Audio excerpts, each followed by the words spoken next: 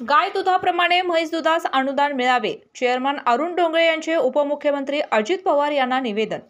महाराष्ट्र शासनाकडून ठराविक काळासाठी गाय दुधाला प्रति लिटर 5 रुपये अनुदान देण्याची घोषणा केली आहे.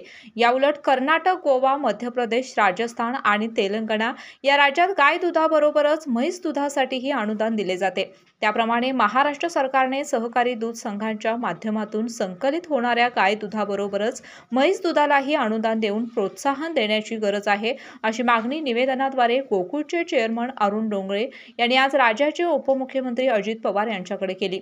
त्यांनी या निवेदनात पुढे म्हटले आहे की महाराष्ट्र आणि विशेषतः कोल्हापूर जिल्ह्यातील म्हैस दूध हे चांगले, सकस, पोषक आणि दर्जेदार असून पुणे, मुंबईसारख्या शहरामध्ये या म्हैस दुधाला जास्त मागणी आहे.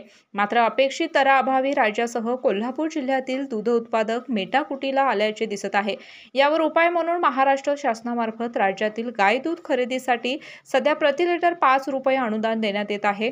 परंतु फक्त गाय दुधालाच अनुदान जाहीर केल्यामुळे दूध उत्पादक शेतकरी गाय पालनाकडे आकर्षित होत असल्याचं दिसून येत आहे.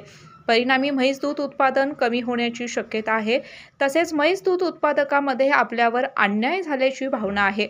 सहकारी दूध संघांच्या माध्यमातून संकलित होणाऱ्या दुधाला अनुदान दिल्यास सहकारी संस्थांना बळकटी देण्याबरोबरच म्हैस दूध उत्पादकांना दिलासा मिळेल. तर याबाबत शासन स्तरावर सकारात्मक निर्णय व्हावा, अशी मागणी डोंगरे यांनी निवेदनाद्वारे राज्याचे उपमुख्यमंत्री अजितदादा पवार यांच्याकडे केली आहे. यावर अजितदादा पवार यांनी मंत्रिमंडळात चर्चा करून सकारात्मक निर्णय घेतला जाईल, असं यावेळी सांगितलं.